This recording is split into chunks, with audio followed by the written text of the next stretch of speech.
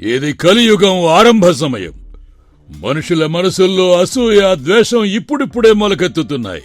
వారి ఆశలను ఈ అద్దం ద్వారా ఆహారంగా తీసుకుని అనంతమైన శక్తిని పొంది ఈ ముల్లోకాలను నా గుప్పెట్లో పెట్టుకుంటాను.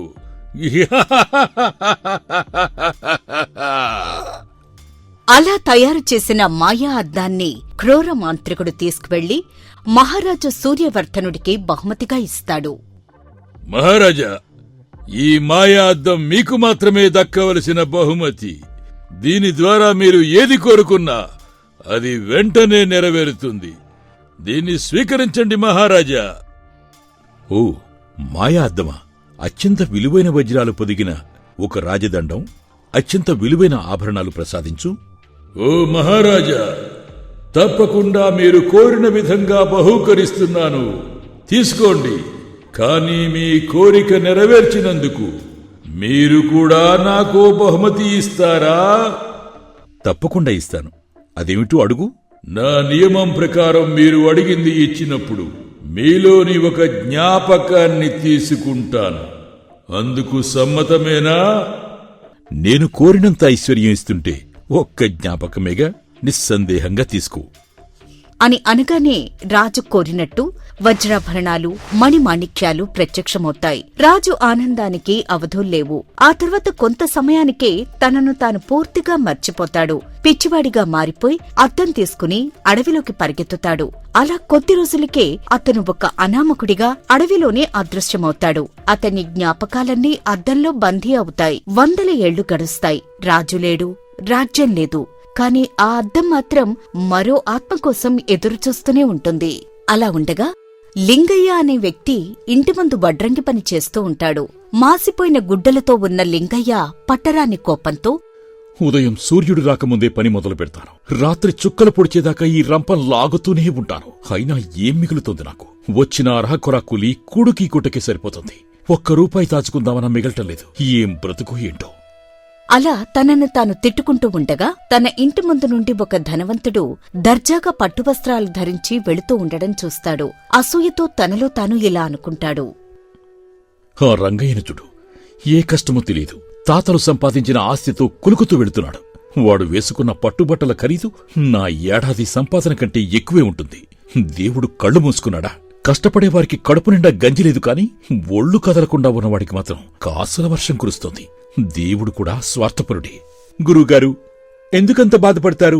ఎవరి తలరాత ఎలా రాసిపెట్టి ఉంటుందో అలానే జరుగుతుంది. ఇలా అనుకోవడం వల్ల ఉపయోగమేముంది చెప్పండి?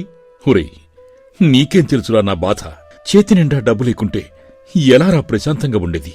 సర్లే, అవన్నీ నీకెందుకులే, పని కాని ముందు అంటూ పనిలో లీనమవుతాడు. ఇంతలో పొరుగింటి రామయ్య చేతిలో ఒక పాలగిన్నె పట్టుకుని వస్తాడు. ఏట్లంగయ్యా, ఇంకా పనిలో ఉన్నావా? పొద్దున్న లేచిన దగ్గర నుంచి రంపం కోత, ఉల్ దెబ్బలు తప్ప నీకు వేరే లోకం లేదా? ఏం చేస్తాను రామయ్య, నీలాగా నాకు తాతలిచ్చిన ఆస్తులు లేవు కదా.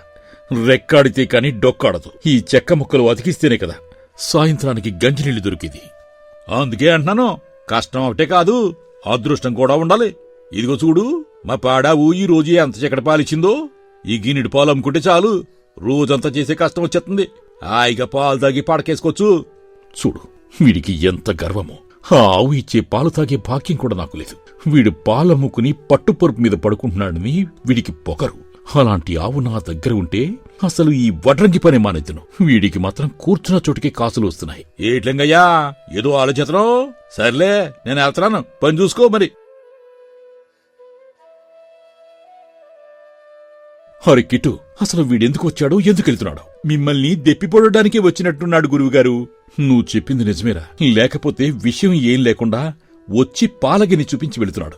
మనం ఏమన్నా అడిగామా వాణ్ణి, నీ ఆవు ఎన్ని పాలిస్తుంది అని? అందుకేరా డబ్బుండాలి అనేది. ఒక్కొక్కరికి ఒక్కొక్క పిచ్చి ఉంటుంది గురువుగారు, అవేం పట్టించుకోకండి మీరు. సర్లే, పని చూసుకో. నేను అడవికి వెళ్ళి కలప తీసుకొస్తాను, సరేనా? సర్లేండి, జాగ్రత్తగా వెళ్ళండి. ఇక్కడ పని నేను చూసుకుంటాలేండి. అలా అడవి మార్గంలో లింగయ్య భుజాన గొడ్డలి, చేతిలో ఒక సంచి పట్టుకుని తన పనిముట్లు మొరాయించడంతో కొత్త వస్తువులు తయారు చేయడానికి గట్టి కలప కోసం అటూ ఇటూ వెతుకుతూ నడుస్తూ ఉంటాడు. ఛీ, ఈ పాత గొడ్డలికి పదును లేదు. అంగడికి వెళ్లి కొత్త పనిముట్టు కొనుక్కుందామంటే జేబులో చిల్లికవ్వలేదు. ఈరోజు ఏదో ఒక గట్టి కలప దొరికితే కాని ఆ జమీందారు గారి మంచం పని పూర్తి కాదు. అది పూర్తయితే 4 డబ్బులొస్తాయి. అప్పుడైనా కొత్త సామాను కొనాలి. అలా అనుకుంటూ ఒక పెద్ద రావి చెట్టు కింద ఉన్న పొదల్లోకి వెళతాడు. చెట్టు మొదట్లో ఏదో మెరుస్తూ కనిపిస్తుంది. వంగి చూస్తే మట్టిలో సగం పొడుకుపోయిన ఒక పాత తుప్పుపట్టిన అద్దం కనిపిస్తుంది. ఇదేంటిది? ఈ అడవిలో అద్దం ఉంది. ఇది ఇంత బరువుగా ఉందేంటి? ఇత్తడిదా లేక వెండిదా? తుప్పు పట్టినా దీని మెరుపు తగ్గలేదే. ఎవరు పెట్టుంటారబ్బా ఇక్కడ అని అనుకుంటూ అద్దం మీద ఉన్న మట్టిని గుడ్డతో తుడవగానే అప్పటి వరకు అడవిలో వినిపిస్తున్న పక్షుల అరుపులు, గాలి హోరు ఒక్కసారిగా ఆగిపోతాయి. కాలం ఆగిపోయినట్టుగా చుట్టుప్రక్కల వాతావరణం నిశ్శబ్దంగా మారిపోతుంది. అద్దం లోపల వింతైన కాంతి కనిపిస్తుంది. ఏంటిది? నా మొహం నాకు కనిపించడం లేదు. ఏదో పొగలా ఉందేంటి? అద్దం లోపల నుండి ఒక లోతైన గంభీరమైన గొంతు ప్రతిధ్వనిస్తుంది. అది గాలిలో నుండి వస్తున్నట్టు కాకుండా నేరుగా లింగయ్య మెదడులో వినిపిస్తున్నట్టు ఉంటుంది. ఎన్నేళ్లకు ఈ సూర్యరశ్మిని చూస్తున్నాను లింగయ్య. మట్టిలో పూడుకుపోయిన నన్ను వెలికితీసి నాపై ఉన్న మాలిన్యాన్ని తుడిచి నాకు విముక్తి కలిగించావు. నీ ఉపకారానికి నేను ఎంతో సంతోషిస్తున్నాను. అమ్మో అమ్మో అమ్మో, దెయ్యం! అద్దంలో దెయ్యం ఉంది. నన్ను వదిలే. నేను కావాలని తాకలేదు. ఏదో పాత వస్తువు కదా అని తీశానంతే. నన్ను వదిలిపెట్టు. భయపడకు లింగయ్య, నేను దెయ్యాన్ని కాను, కోరికలు తీర్చే కల్పవృక్షాన్ని. బంధింపబడి ఉన్న నాకు విముక్తి కలిగించినందుకు నీకు ఒక వరం ఇస్తున్నాను. ఇప్పటి నుండి నీ దరిద్రమంతా మాయమైపోతుంది. నువ్వు ఎవరిని తలుచుకుంటే వారి అత్యంత విలువైన వస్తువు నీ దగ్గరకు వచ్చేస్తుంది. నీకు ఏం కావాలో కోరుకో. అదేంటి నువ్వు మాట్లాడుతున్నావు? నువ్వు అద్దానివి కదా? అవును, నేను మాయా అద్దాన్ని. నువ్వు నన్ను తాకావు కాబట్టి నీకు కావలసినవన్నీ ఇవ్వగలను. నిజంగానే నేను కోరుకుంది ఏదైనా ఇస్తావా? మాట తప్పకూడదు మరి. నిజంగానే ఇస్తాను. కానీ ఒకటి గుర్తుంచుకో, ఏది ఉచితంగా రాదు. కాబట్టి నీ కోరిక తీర్చినందుకు నీ మెదడులో నుండి ఒక జ్ఞాపకం మాత్రమే తీసుకుంటాను. అందుకు నీకు సమ్మతమేనా? తీసుకో. నా దగ్గర ఉన్న జ్ఞాపకాలన్నీ దరిద్రపు జ్ఞాపకాలే. అందులో ఒక్కటి కూడా నాకు ఉపయోగపడేది లేదు. అవి ఉంటే ఎంత, లేకపోతే ఎంత. అయితే సరే, నీకేం కావాలో కోరుకో, వెంటనే ఇచ్చేస్తాను. మా ఇంటి పొరుగున ఉన్న రామయ్య దగ్గర ఒక మంచి పాడా ఉంది. అది చాలా పాలిస్తుంది. అది కావాలి నాకు. వాడు ఆ పాలమ్ముకుని సుఖపడుతున్నాడు. కాబట్టి ఆ ఆవు కావాలి. ఇస్తావా? తథాస్తు. ఆవు నీ ఇంటికి చేరుతుంది, వెళ్ళి చూడు. కాని దానికి బదులుగా నీ మెదడులోని ఒక తీపి జ్ఞాపకాన్ని నేను తీసుకుంటున్నాను. సిద్ధమేనా? ఓ, తప్పకుండా తీసుకో. ఆ రామయ్య ఆవు ఉందని చాలా ఎగతాళి చేస్తున్నాడు. చెప్తా వాడి పని అంటూ లింగయ్య అద్దం తీసుకుని అడవి నుండి వేగంగా నడుచుకుంటూ ఇంటికి వస్తాడు. అక్కడ నిజంగానే రామయ్య ఆవు కట్టేసుంటుంది. ఆవు దగ్గరకు వెళ్లి చాలా సంతోషపడతాడు. అమ్మో, నిజంగానే ఆవుందే. ఈ మాయా అద్దం చెప్పింది అక్షరాల నిజం. ఇది రామయ్య ఆవే కదా? ఆ కొమ్ములు, ఆ మెడలో గంట అచ్చం అదే. నా కళ్ళను నేనే నమ్మలేకపోతున్నాను. ఓరే రామయ్య, చూశావా? నీ ఆవు ఇప్పుడు నా పెరట్లో ఉంది. ఇక నీకు ఆ పాలు లేవు, ఆ పొగరు లేదు. రేపటి నుండి ఈ పాలు అమ్ముకుని నేనే రాజాలా బతుకుతాను. ఈ వడ్రంగి పనికి, ఆ రంపం కోతకి ఇక సెలవు. అద్దాన్ని తీసుకువెళ్లి ఇంట్లో తన అమ్మానాన్న ఫోటోల పక్కన జాగ్రత్తగా పెడతాడు. గురుగారు రండి. గడపకి ఏ మూల నుంచి చెక్కామర్చాలో నిన్న మీరు చెప్పినట్టుగా గీత గీశాను. కానీ నాకు అర్థం కావటం లేదు. ఒక్కసారి మీరొచ్చి చూడండి. గీతలా? ఏం గీతలరా ఇవి? అసలు ఆ చెక్క నేనేం చెయ్యాలి? అది నాకెలా తెలుస్తుందిరా? అదేంటి గురుగారు, నిన్ననే కదా మీరు మూలమట్టం పెట్టి కొలతలు నేర్పించారు. వడ్రంకికి కొలతల ప్రాణమని గంటసేపు పాఠం చెప్పారు కదా. ఇప్పుడేంటి ఇలా విచిత్రంగా మాట్లాడుతున్నారు? అది అది ఇప్పుడు అనవసరం లేరా? పోనీలే, నాకు కొంచెం తలనొప్పిగా ఉంది. ఆ కొలతలు, ఆ లెక్కలు నాకేం గుర్తు రావటం లేదు. తర్వాత చూద్దాంలే. మీకు గుర్తు రాకపోవడం ఏంటి గురుగారు? ఊరంతటికి మీరే కదా పెద్ద వడ్రంగి. అదంతా నిన్నటి వరకురా. ఇప్పటి నుండి కాబోయే కోటీశ్వరుని నేను. పని చేయాల్సిన అవసరమే లేదు. పగటి కలలు కంటున్నారా గురువుగారు? పని చేయకుండా ఏం చేస్తారు మరి? హరే పిచ్చిమాలోకం, పగటి కలలు కావురా. ఈ రోజు నుండి మన అదృష్టం మారబోతోంది. అది సరే కాని మన పెరట్లోకి ఆవెల వచ్చింది. ఇది అచ్చం మన రామయ్య గారి ఆవులాగే ఉందే. నోర్ముయ్, అది నా ఆవు. రామయ్య గాడికి దీనికి సంబంధం లేదు. ఇక మీదట మనకి ఈ వడ్రంగి పనితో పనే లేదు. ఈ ఆవు పాలు అమ్ముకుంటే చాలు, మనకి కావలసినంత డబ్బొస్తుందిరా. పని లేకపోవడమేంటి గురుగారు? మీరు నేర్పే విద్యే నాకు ఆస్తి అని కదా మిమ్మల్ని నమ్ముకున్నాను. అయినా పనిముట్లు ఎలా వాడాలో మీకు గుర్తురాకపోవడమేంటో నాకు అర్థం కావటం లేదు. మీ కళ్ళు కూడా ఏదో వింతగా మెరుస్తున్నాయి గురుగారు. ఇంకా చాలా వింతలు జరుగుతాయి చూడు. ఈ ఆవు కేవలం మొదలు మాత్రమే. ఆ జమీందారు గారి మెడలో ఉన్న బంగారం కూడా త్వరలోనే మన ఇంట్లో ఉంటుంది. ఇక నుండి మనం కోటీశ్వరులమవుతాం. మిమ్మల్ని చూస్తుంటే నాకు చాలా భయంగా ఉంది గురుగారు. అసలేం జరుగుతోంది? అని కిట్టు అంటుండగానే లింగయ్య ఇంట్లోకి వస్తాడు. పక్కన పెట్టి ఉన్న రంపం తీసుకుని ఇలా అనుకుంటాడు. అరే, ఈ రంపం ఎలా ఉపయోగించాలి? ఎలా పట్టుకుని చెక్కన కొయ్యాలి? నా తండ్రి చిన్నప్పుడు చెమటలు చిందించి మరీ నేర్పించాడు కదా. ఆ పద్ధతేంటో అస్సలు గుర్తురావటం లేదేంటి నాకు. కాసేపు ఆలోచించి మళ్ళీ ఆవు వైపు చూసి సంతోషపడతాడు. పోనీలే, ఈ మొద్దులు నరికే పనేలాగూ మానేయాలని అనుకున్నాను కదా. ఆ జ్ఞాపకం పోతే పోయింది. ఈ ఆవు పాలిస్తుంది, అది చాలు నాకు. ఈ రోజు నుండి నా దరిద్రం వదిలిపోతుంది. ఈ అద్దం నిజంగానే నా పాలిటే కల్పవృక్షం. ఇక నుండి నేను పాలమ్ముకుని దర్జాగా బతుకుతాను. అలా ప్రతిరోజూ ఆవును మేపుకుంటూ పాలమ్ముకుంటూ హాయిగా జీవనం సాగిస్తూ ఉంటాడు. ఇలా ఉండగా ఒకరోజు ఆ ఊరి జమీందారు గారు ఖరీదైన వస్త్రాలు ధరించి తన ఇంటి ముందు నుండి వెళుతూ ఉంటాడు. అది చూసిన లింగయ్య అసూయతో వెంటనే అద్దం ముందుకు వెళతాడు. ఈ ఆవు పాలమ్ముకుంటే కడుపు నిండుతోంది కాని నా దరిద్రం పోవటం లేదు. ఆ జమీందారు గారిని చూడు, ఒంటి నిండా బంగారం. ఆ పట్టు వస్త్రాలు చూడు, జిగేల్మంటున్నాయి. అవే నా దగ్గరుంటే ఈ ఊరికే నేను జమీందారుని కావచ్చు. వెంటనే అవన్నీ ఇవ్వు నాకు. గురుగారు, వద్దు వద్దు, ఆ అద్దం జోలికి వెళ్ళకండి. ఆవు వచ్చినప్పుడే మీరు చేసే పని మర్చిపోయారు. ఇప్పుడు జమీందారి గారి బంగారం కోరుకుంటే ఇంకేం మర్చిపోతారో ఏంటో. నాకు చాలా భయంగా ఉంది గురుగారు, వద్దండి. నువ్వు నోర్ముయిరా కిట్టు, నీకేం తెలుసు? కాయ కష్టం చేసి నా ఒళ్ళు హూనమైపోతోంది. ఇదిగో అద్దమా, విను. ఆ జమీందారు గారి ఒంటి మీద ఉన్న బంగారు గొలుసు, ఆయన పెట్టెల్లో ఉన్న బంగారం, ఆ పట్టు వస్త్రాలు, అవన్నీ ఇప్పుడు నా ఇంట ఉండాలి.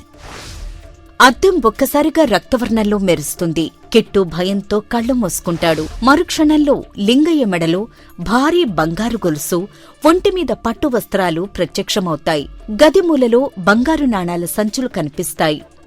బాబోయ్ గురుగారు, మీరు అచ్చం జమీందారు గారిలాగే మెరిసిపోతున్నారు. కానీ మళ్ళీ కాని ఏంట్రా? ఏంటో చెప్పు. ఏదో పోగొట్టుకున్నట్టుగా పిచ్చి చూపులు చూస్తున్నారు. ఎందుకలా ఉన్నారు? హరే, లేనిపోని అనుమానాలు పెట్టకు. ఇప్పుడు చూడు, మన దగ్గర ఎంత బంగారం ఉందో. అవును గురుగారు, ఇంతవరకు నా జీవితంలో ఇంత బంగారం ఎప్పుడూ చూడలేదు. కానీ నాకొక చిన్న అనుమానం. ఈ అద్దం పక్కన ఉన్న ఈ ఫోటోలో ఉన్న వాళ్ళెవర్రా? ఇదిక్కడెందుకుంది? ఎవరు పెట్టారిది? అదేంటి గురుగారు, వాళ్ళు మీ అమ్మా నాన్నగారు కదా. మీరు రోజూ దండం పెట్టుకుని పని ప్రారంభిస్తారు. ఇప్పుడేంటి ఎవరో తెలియదంటున్నారు? ఏం మాట్లాడుతున్నావురా? వీళ్ళు నా తల్లిదండ్రులా? వీళ్ళెవరో నాకు అస్సలు గుర్తురావటం లేదు. అదేంటి గురుగారు, కన్నతల్లిని మర్చిపోవడమేంటి? ఈ బంగారం కోసం అమ్మ జ్ఞాపకాన్ని వదిలేశారా ఏంటి? ఇది దైవం కాదు స్వామి, ఇదేదో మాయలా ఉంది. వెంటనే ఈ అద్దాన్ని పారేయండి.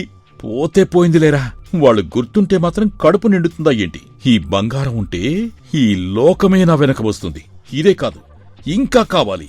ఈ ఊరి రాజుగారి ఖజానా కూడా నాకే కావాలి. గురువుగారు, మీరు అడుగుతున్నది బంగారం కాదు, మీ ప్రాణాన్ని మీరే అద్దానికిస్తున్నారు. ఈ పట్టుబట్టలు, ఈ బంగారు నాణాలు మనకు వద్దు.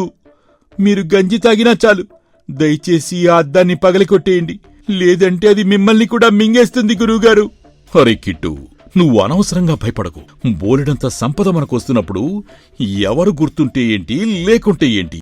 ఇదిలా ఉండగా ఓ రోజు లింగయ్య కిట్టును తీసుకుని జమీందారు గారి పట్టు వస్త్రాలు ధరించి మెడలో బంగారు గొలుసుతో రాజమార్గం గుండా నడుస్తూ ఉంటాడు. అప్పటికే అతను చాలా జ్ఞాపకాలు మర్చిపోయాడు. పక్కన కిట్టు భయంగా వస్తూ ఉంటాడు. చూడ్రా కిట్టు, ఆ ఎత్తైన గోడలు, ఆ బంగారు కలిసాలు ఏం వైపోకన్రా. బ్రతికితే అలా బ్రతకాలరా. ఈ రాజ్యానికి నేనే రాజును కావాలనుంది. గురువుగారు, ఆశకు కూడా హద్దుండాలి.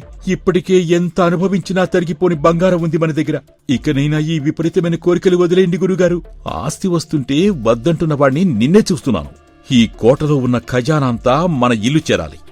అప్పుడే ఈ లింగయ్య పేరు చరిత్రలో నిలిచిపోతుంది. గురుగారు, మీ పేరు లింగయ్య అని నేను చెబితేనే మీకు గుర్తుంటోంది. చరిత్రలో నిలవటానికి మీ దగ్గర జ్ఞాపకాలు మిగిలాలి కదా స్వామి. ఇప్పటికే మీరు అమ్మను మర్చిపోయారు, మీ కష్టాన్ని మర్చిపోయారు. ఇక ఈ రాజ్యాన్నే ఆశపడితే మనిషిగా మిగులుతారా మీరు? జ్ఞాపకాలతో కడుపు నిండదరా కిట్టు. రాజుగారి గుర్రాలు, ఏనుగులు, ఆ రత్నాల సింహాసనం అవి నా కంటికి కనిపిస్తుంటే ఈ పాత జ్ఞాపకాలతో మనకేం పని? పద వెళ్ళి అద్దాన్ని అడుగుదాం. కిట్టు ఎంత చెప్పినా వినకుండా ధనాశతో వెంటనే ఇంటికి వెళ్లి అద్దం ముందు నిలబడతాడు. కిట్టు భయంగా చాటుగా ఉండి చూస్తూ ఉంటాడు. ఓ అద్దమా, విను.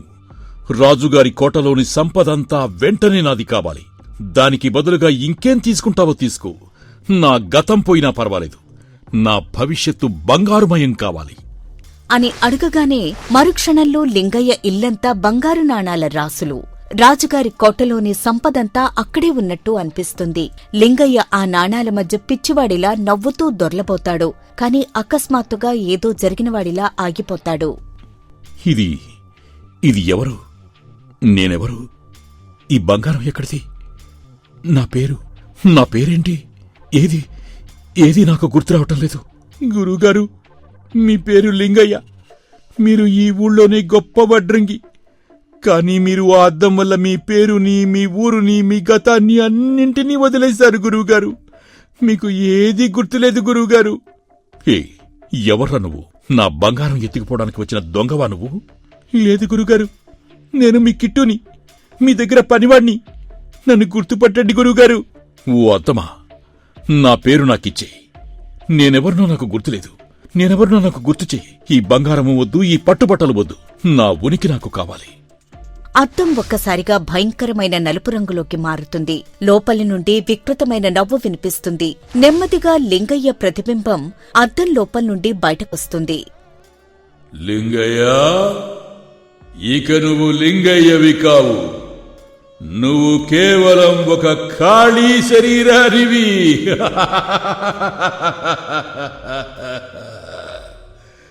ఈ అద్దం నియమం నీకు తెలుసు కదా. నువ్వు ఇతరుల ఆస్తిని కోరుకున్న ప్రతిసారి నీ జీవితంలోని ఒక పేజీని నాకు చింపి ఇచ్చేశావు. ఇప్పుడు నీ పుస్తకంలో ఒక్క పేజీ కూడా మిగలలేదు. ఏంటి? నువ్వు నా నీడలా ఉన్నావు? నువ్వు నా నీడవే కదా. నాలో నుండి బయటికెలా వచ్చావు? లింగయ్య నీడ ఇలా అంటుంది. జ్ఞాపకాలు లేని మనిషికి నీడ ఉండదు. నీ జ్ఞాపకాలన్నీ ఈ అద్దంలో బందీ అయ్యాయి. కాబట్టి నీ నీడ కూడా అద్దం లోపలికి వెళ్ళిపోవాలి. జ్ఞాపకాలు లేని మనిషి ప్రాణం లేని శవంతో సమానం. నువ్వు సేకరించిన ఈ బంగారమంతా గాలిలో కలిసిపోతుంది. నువ్వు మాత్రం ఈ అద్దంలో ఒక బొమ్మలా మారిపోతావు.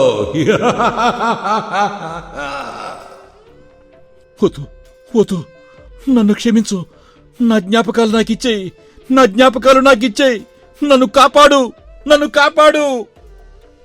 లింగయ్య చేతులు అద్దం వైపుకు లాగబడతాయి. అతని శరీరం నెమ్మదిగా పారదర్శకంగా మారుతుంది. కిట్టు భయంతో కళ్ళు మూసుకుంటాడు. ఒక్కసారిగా పెద్ద శబ్దం వినిపిస్తుంది. కిట్టు కళ్ళు తెరిచి చూస్తాడు. ఇల్లు ఖాళీగా ఉంటుంది. బంగారం లేదు, ఆవు లేదు. గది మధ్యలో కేవలం ఆ పాత తుప్పు పట్టిన అద్దం మాత్రమే ఉంటుంది. కిట్టు భయంగా ఆ అద్దం దగ్గరకు వెళ్లి చూస్తాడు. అయ్యో, ఇంత పనైపోయింది. అత్యాశకు పోయి చివరికి మీ ప్రాణాల మీదకి తెచ్చుకున్నారు గురువుగారు. ఈ మాయా అద్దం మనిషి ఆశను, అవసరాన్ని ఆసరాగా చేసుకుంటోంది. సంపదను ఆశగా చూపి మనిషిని మింగేస్తోంది. ఇప్పటికి ఎంతమంది ప్రాణాలు తీసిందో. దీన్ని ఇలాగే వదిలేస్తే రేపు ఇంకెవరో దీనికి బలవుతారు. అనుకుంటూ అద్దంపై ఒక పాత గుడ్డను కప్పి దాన్ని చేతుల్లోకి తీసుకుంటాడు. ఇక ఇది ఎవరికీ కనిపించకూడదు. మనుషుల నీడ కూడా పడని అడవిలో ఎవరికీ దొరకకుండా పాతేస్తాను. ఆశ చావని మనిషి ఉన్నంతవరకు ఈ అద్దం ఒక మృత్యుపాశమే. అనుకుంటూ అద్దం తీసుకువెళ్లి అడవిలో ఒకచోట పూడుస్తాడు. అమ్మయ్యా, పీడ విరగడైంది. ఇక ప్రశాంతంగా ఉండొచ్చు. ఏయ్ ఆగరా కిట్టు, నన్ను ఇక్కడ వదిలేసి వెళ్ళిపోతావా? నే స్నేహితుడు లింగయ్య ఇప్పుడు నాలోనే ఉన్నాడు. నువ్వు నన్ను నీతో తీసుకెళ్తే నీ కష్టాలన్నీ తీరిపోతాయి. ఒక్కసారి ఆలోచించు. అయ్య బాబోయ్, ఇది ఇంకా మాట్లాడుతోంది. ఇక్కడే ఉంటే నన్ను కూడా వశపరుచుకుని చంపేస్తుంది అని భయపడుతూ అక్కడ్నుండి పారిపోతాడు.